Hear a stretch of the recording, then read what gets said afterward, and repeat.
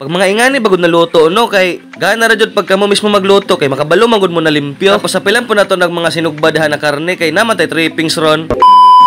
Trippings sa turon mga kajama. O banin na pod mi sa amon lakaw. Natay lakaw kay lagi ang among government of the property nag-announce na mag-brown out lagi kuno holdi. Pero kining atong pagahimuon karon, preparasyon ra ni para sa umaabot na panahon. Bitaw guys, so, kay mga ligo man ta so magprepare tag mga pagkaon nato mga bitbito nato dasdagan. Pero kini na pagka-video guys, abot ra ni sa pagluto namo. So tara, proceed na ta sa atong Tagalog version. 1 2 3 pasok. Yeah, baby. Ito na nga minikos-mikos na nga ni mama itong gagawing paklay. Nilagyan niya lang yun ng asin at suka para talaga linis na linis. Pagka na malinis na ilalagay dito sa tubig kasi papakuluan para lumambot at saka para hindi ka na mahirapan din sa paghiwa. Pag nakulo na, ayan na nga nakulo na, syempre hahanguin na yan. Pero syempre babad-babad muna saglit para medyo manlambot talaga ba.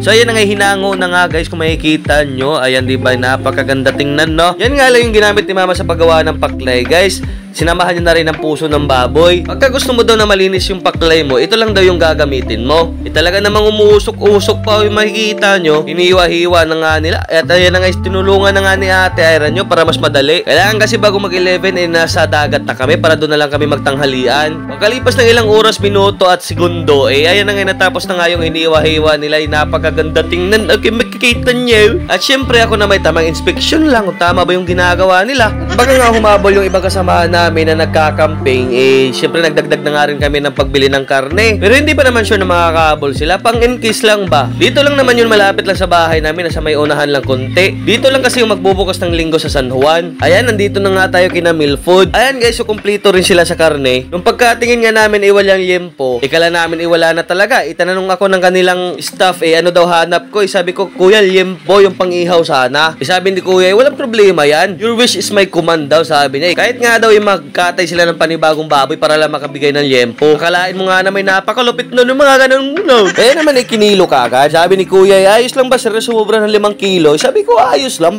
basta naman libre. Kaya naman binayaran ko kagad nang makaalis na kami. Nahiya pa si Ma'am Ara magbayad Tara na guys, umuwi na tayo kagad sa bahay. Ayan, inabot ko na nga itong sukli. Sabi ko, you keep that change. Nung pagkaalis pa nga sa amin guys, may kumakaway nga sa amin. Sabi niya pa sa akin, hello! Kaya ayan na nga, nilapit nga namin kagad itong camera. Ayun guys, napakadami naming friends dito Hi! Good morning! Ayan, may fast forward na natin kagad dito sa bahay. Ayan, nandito na nga pababa na nga ako ng hagdan. May kunting oras pa naman tayo para magtanghalian. Imamarinate lang natin to, tsaka doon na ihawin. Hiwa din kami kagad ng sibuyas at bawang para doon sa paklay. Para naman maisalang na. O diba yung napakalupit ng taga-pirat, minamadali lang. Ganito lang pagkaluto niyan guys, igay-gisa mo lang yan. Ganyan tamang mekos-mekos lang, gisa-gisa mo lang yan. Sasangkotsa mo lang yan ng ganyan. Puputok-putok yan kasi may matubig Sinasama kasi ni Ara pati tubig Pagkatapos naman nilalagay na nga itong paklay. Ayan naman para manunot yung lasa ng sibuyas tsaka bawang. Ayan, you drop it. O, diba? Then, you mix it. Samang sote-sote mo lang yan. Siyempre maglagay din na si mama ng pepper dyan. Kasi para mawala din yung langsa. Ayan, tamang pepper lang yan ng ganyan. Tapos sabay hahaluin. Ayan na nga, hinalo-halo na. O, diba? Pag hindi manot ang lasa niyan, iwan ko na lang. Ay, siyempre naglagay na rin si mama ng pamintang durog.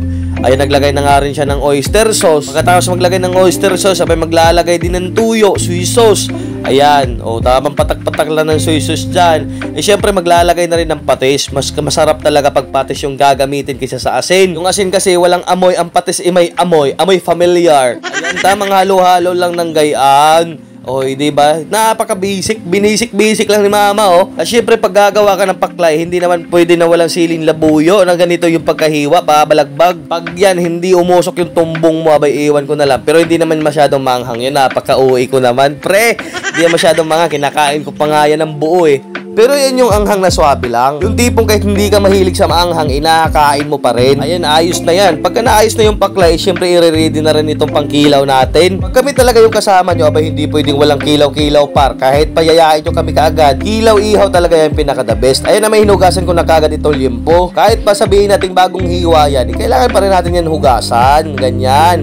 hugas-hugas na maigi yan. Tsaka natin lalagay dito sa lalagyan. Pagka nalagay na yun, naglagay na nga rin ako ng ground pepper na durog. White ground pepper yan mga par. At syempre maglagay tayo ng magic sarap para sumarap yung magic kain. Tapos haplos-haplosin mo lang ng gayon. O diba, pabaliktad-baliktad. Babaliktad natin yan. Tapos maglagay na naman tayo dito ng kalamansi.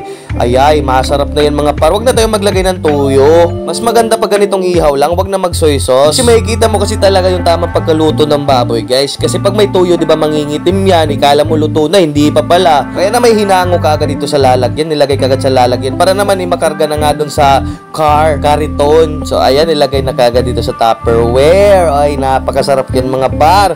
Isasahog mo yan sa kanin. Ako, iwan ko na lang. So ayan na nga, let's go na. Lumabas na nga itong mga chikiting na mga makukulit. Kasi for sure, ang dagat ngayon ay talagang siksikan. Mahirapan tayo maghanap na naman ng cottage. Hindi pa kami nakapagpa-reserve. Pero ayos lang, kasama na dun gala, ikot-ikot pa habang naghahanap ng mga cottage. So ayan na, kinarga na nga natin kaagad. Sabi nga nakakita sa amin, napakasimple talaga ni Kuya Jeep. So talagang nagpapaalang Grabe talaga yan sila na family ba, walang chinelas. Yung chinelas kasi namin guys, pinapalitan kasi namin ng Red Horse. Parang kaya pa namin tiisin na walang chinelas kasi wala ang Red Horse.